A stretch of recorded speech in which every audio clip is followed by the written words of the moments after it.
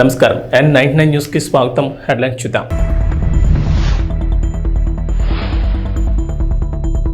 అమరావతిపై focus పెట్టిన AP ప్రభుత్వం, retired IAS అధికారి లక్ష్మికి కీలక బాధ్యతలు.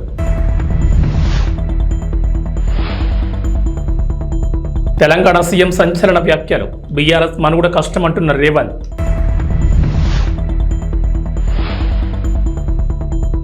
ఏపీ ప్రజలకు వాతావరణ శాఖ హెచ్చరిక, పలు జిల్లాల్లో భారీ నుంచి అతి భారీ వర్షాలు.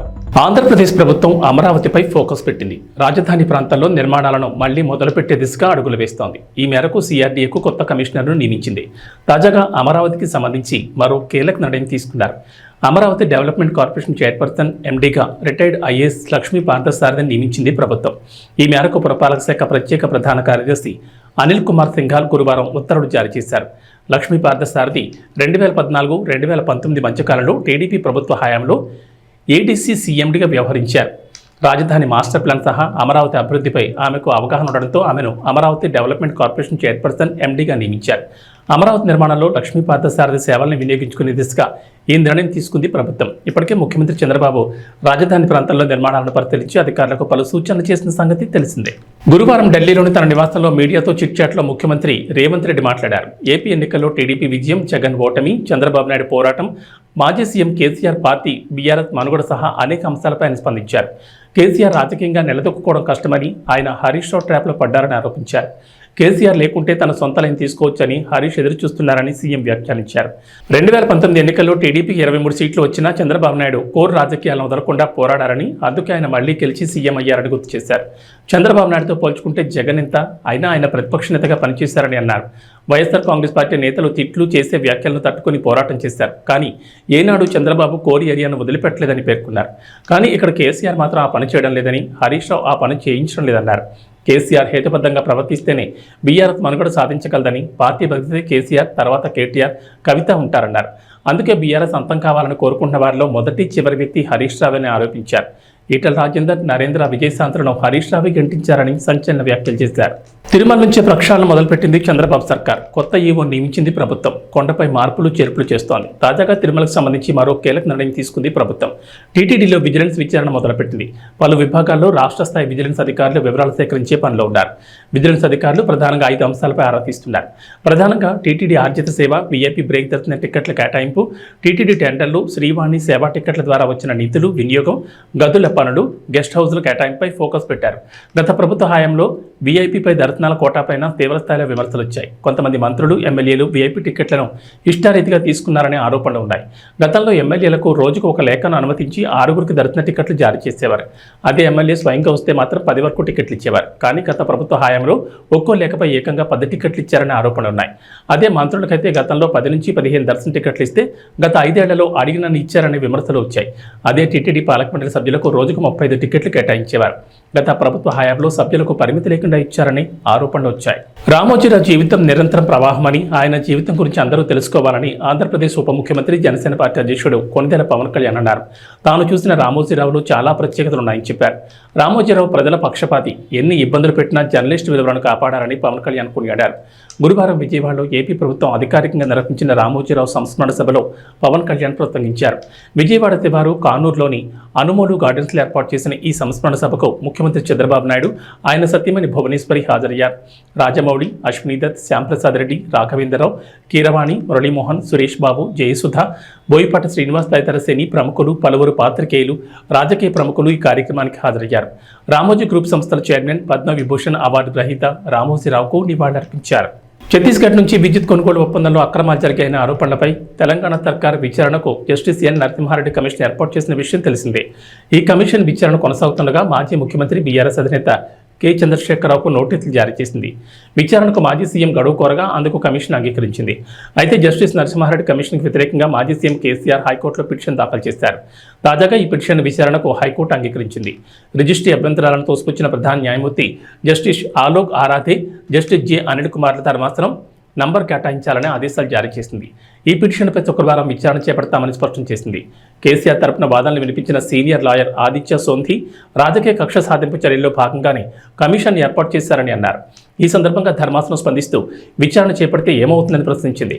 కమిషన్ తన నివేదికను శాసనసభకే సమర్పిస్తుంది కదా, ఇందులో ఇబ్బంది ఏముందని నిలదీసింది. కానీ కమిషన్ ఏర్పాటుపైన అభ్యంతరాలున్నాయని కేసీఆర్ తరపున లాయర్ వివరించారు. తమ అభ్యంతరాలను పరిగణలోకి తీసుకోలేదని ఆయన ఆరోపించారు. తెలంగాణలో నిరుద్యోగులే కథానాయకులై రేవంత్ రెడ్డి సర్కార్పై తిరగబడే రోజు వస్తుందని బీఆర్ఎస్ వర్కింగ్ ప్రెసిడెంట్ కేటీఆర్ తెలిపారు. నిరుద్యోగులకు మద్దతుగా ప్రధాన ప్రతిపక్షంగా ఉన్న బీఆర్ఎస్ పార్టీ కథం తొక్కుతుందని స్పష్టం చేశారు.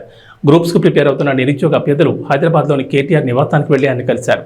తమ సమస్యలను కేటీఆర్తో పంచుకున్నారు. నిరుద్యోగుల సమస్యలను విన్న కేటీఆర్ ప్రభుత్వం చేసే పోరాటానికి బీఆర్ఎస్ పార్టీ అండగా ఉంటుందని హామీ ఇచ్చారు. ఈ సందర్భంగా మాట్లాడిన కేటీఆర్ జాబ్ క్యాలెండర్ విడుదల చేస్తామని, అసెంబ్లీ ఎన్నికల సందర్భంగా కాంగ్రెస్ పార్టీ ప్రచారం చేసిందని, ఇచ్చిన హామీ మేరకు జాబ్ క్యాలెండర్ విడుదల చేయాలని డిమాండ్ చేశారు.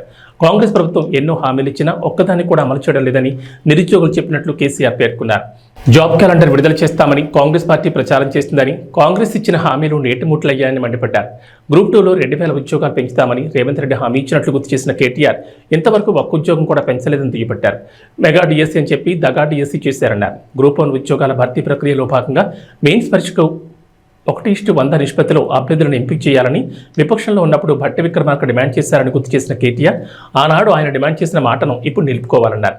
గ్రూప్స్ పరీక్షల కోసం ప్రిపేర్ అవ్వడానికి అభ్యర్థులకు సమయం దొరికేలా పరీక్షలు నిర్వహించాలన్నారు. నిరుద్యోగులకు మద్దతుగా బీఆర్ఎస్ పార్టీ పోరాటం చేస్తుందని, వారితో కలిసి కథం తొక్కుతామని కేటీఆర్ చెప్పుకొచ్చారు.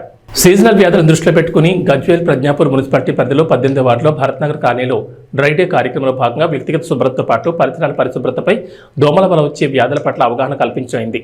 దోమల నివారణకు డెమోఫాస్ మందును మురికి కాలువల్లో పిచికారీ చేయడం జరిగింది.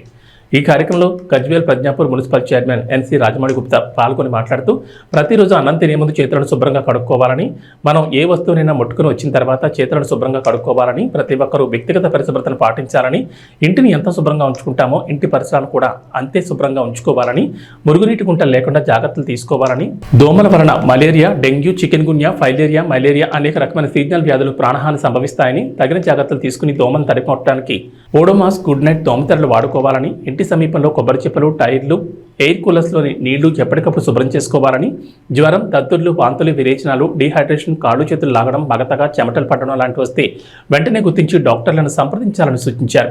ఈ కార్యక్రమంలో సిద్దిపేట జిల్లా ఐవీఎఫ్ యూత్ అధ్యక్షుడు NC Santosh Gupta, Gajwel sub unit officer B Srinivas Kumar, health assistant Devasani, Vasudev, Dharanikota, Nagaraju, N Ramesh, field worker, Asha వర్కర్లు సంతోష, బి స్వప్న తదితరులు పాల్గొన్నారు.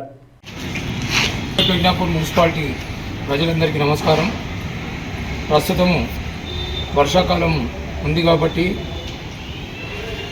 మన వైద్య ఆరోగ్య శాఖ వారు అలాగే మన మున్సిపల్ సిబ్బంది కూడా ఎప్పటికప్పుడు పట్టణాన్ని పరిశుభ్రంగా ఉంచడానికి, ఆరోగ్య పట్టణంగా ఉంచడానికి అన్ని చర్యలు తీసుకుంటున్నాం. అందులో భాగంగానే వైద్య ఆరోగ్య శాఖ వారు ప్రతి వార్డులో కూడా డెమోఫాస్ పిచికారు చేయడం, ఎక్కడైతే మురికి కాలువల్లో మురికి నీళ్ళు ఉంటున్నాయో అలాగే గుంటలలో కూడా నీళ్ళు ఉంటున్నాయో డ్రై డేగా పాటిస్తూ ఈరోజు ప్రతి వార్డులో కూడా ఈ మందును, ఈ ద్రావణాన్ని పిచికారు చేయడం జరుగుతుంది. తద్వారా దోమలు పుట్టకుండా, లార్వా పుట్టకుండా కఠినమైన చర్యలు తీసుకోవడానికి ఇది ఎంతో దోహదపడుతుంది. కాబట్టి ప్రజా ఆరోగ్య దృష్ట్యా ఇది అత్యవసరం. ఎందుకంటే ఈ యొక్క వర్షాకాలంలో అంటువ్యాధులు ప్రబలుతాయి కాబట్టి, ముఖ్యంగా మలేరియా, డెంగ్యూ మొదలగు వ్యాధులు ప్రబలకుండా డయేరియా కూడా చాలా ప్రాణాంతకం. అందుకే ఈ వ్యాధులు రాకుండా ఇటువంటి చర్యల భాగంగా ఈరోజు 18వ వార్డులో కూడా ఈ యొక్క ద్రావణాన్ని పిచికారు చేయడం జరిగింది. గత వారం రోజులు కూడా వైద్య ఆరోగ్య శాఖ వారు ముఖ్యంగా ఈ చిగురుపల్లి పిఎస్సి అలాగే మన గజ్వేల్ పట్టణ ఆరోగ్య శాఖ వారు కూడా అన్ని చర్యలు తీసుకుంటున్నారు. మా మున్సిపల్ శాఖ వారు కూడా మా మున్సిపల్ సిబ్బంది కూడా ఎప్పటికప్పుడు డీసిల్టేషన్ చేస్తూ ఎక్కడ కూడా నీళ్లు నిలవకుండా మనం ఉంచడానికి అన్ని జాగ్రత్తలు తీసుకుంటున్నాం. దీనికి పట్టణ ప్రజలు కూడా దయచేసి మీరు ఈ మురికి కాలువలో కానీ మన బహిరంగ ప్రదేశాల్లో కానీ ప్లాస్టిక్ చెత్త చెదరం వేయకుండా మాతో సహకరించవలసిందిగా కోరుతున్నాను. ఈ యొక్క ద్రావణ పిచికారీ కార్యక్రమంలో వాసు గారు అలాగే శ్రీ నాగరాజు గారు వారి సిబ్బంది పాల్గొన్నారు. వారి ధన్యవాదాలు తెలియజేస్తూ పట్టణ ప్రజలందరూ కూడా సహకరించి గజ్వేల్ ప్రజ్ఞాపూర్ మున్సిపాలిటీని ఆరోగ్య పట్టణంగా హరిత పట్టణంగా ఉంచాలని విజ్ఞప్తి చేస్తున్నాను. మున్సిపల్ కౌన్సిలర్లు మున్సిపల్ సిబ్బంది ఎమ్మెల్యే గుమ్మనూరు జయరాంను కౌన్సిల్ సభ్యులు ఘనంగా సన్మానించారు. ఈ సందర్భంగా ఎమ్మెల్యే మాట్లాడుతూ తాను మధ్యతరగతి కుటుంబంలో పెరిగానని, వరుసగా 3 సార్లు ఎమ్మెల్యేగా గెలిచి మంత్రిగా కూడా అయ్యానని, పేదల కష్టాలు తెలుసుకునని, రోడ్డు పక్కన తోపుడు బండ్లు పెట్టుకునేవారు మరియు చిరు వ్యాపారులు రోజంతా ఎండనక వాననక కష్టపడితే 100-200 వస్తుంది. ఆ వచ్చిన దాంట్లో కూడా 30 నుంచి 50 రూపాయల వరకు సుంకం వసూలు చేస్తే వారు బతికేది కష్టమవుతుందని, చిరు వ్యాపారస్తుల నుంచి సుంకం వసూలు చేయకూడదని తీర్మానం చేస్తున్నారని కౌన్సిల్ సమావేశంలో తీర్మానించారు. ఈ తీర్మానాన్ని కౌన్సిల్ సభ్యులు కూడా ఆమోదించారు.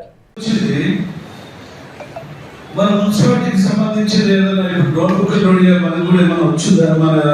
మనం కూడా దాంట్లో మనకు ఉందే టౌన్ ప్లానింగ్ లో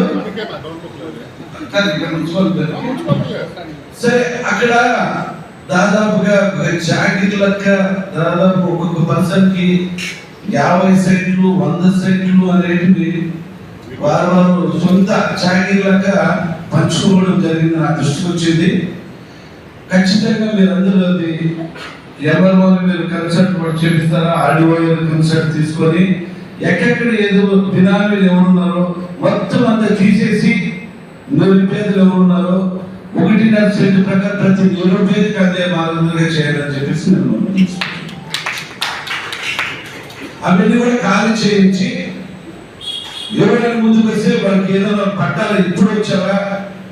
మొన్న 19 నుంచి 24లో వచ్చిన పట్టాలా, లేదంటే గత వైఎస్ ఇందుకు ముందు ఉన్న ప్రభుత్వం ఇచ్చిన పట్టాలా, అన్ని వెరిఫికేషన్ చేసి ఏది మంచిది ఏది న్యాయం అనేది అది జాగ్రత్త కాదు, ప్రజలు మన మనసు ఉంటుంది.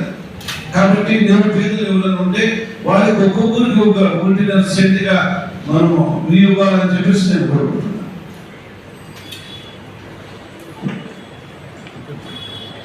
ప్రకాశం జిల్లాలో ప్రజా సమస్యల పరిష్కారానికి అధిక ప్రాధాన్యత ఇస్తామని జిల్లా కలెక్టర్ తమీం అన్సారియా తెలిపారు. శ్రీకాకుళం జిల్లా మున్సిపల్ కమిషనర్గా పనిచేస్తూ పదోన్నతిపై ప్రకాశం జిల్లా 38వ కలెక్టర్గా నియమితులైన ఆమె గురువారం ఉదయం ప్రకాశం భవన్లో బాధ్యతలు చేపట్టారు. ఈ సందర్భంగా మాట్లాడుతూ జిల్లాలో అభివృద్ధి పనులు, ముఖ్యంగా వెలుగొండ ప్రాజెక్టు పనులపై ప్రత్యేక దృష్టి పెడతానని, త్రాగునీటి మరియు ఇతర సమస్యలపై క్షేత్రస్థాయిలో పర్యటనల ద్వారా తెలుసుకుని పరిష్కరించగలిగినవి పరిష్కరిస్తూ మిగతావి ప్రభుత్వం దృష్టికి తీసుకెళ్తానని తెలిపారు. ఈ సందర్భంగా జిల్లా కలెక్టర్కు జాయింట్ కలెక్టర్ గోపాలకృష్ణ, ఎస్పీ గారుడు Sumit Sunil, Markapuram sub collector Rahul Meena, Ongole Kanigiri RDO GV Subbareddy, John Irwin మరియు వివిధ శాఖల అధికారులు పుష్పగుచ్చం ఇచ్చి శుభాకాంక్షలు తెలిపారు.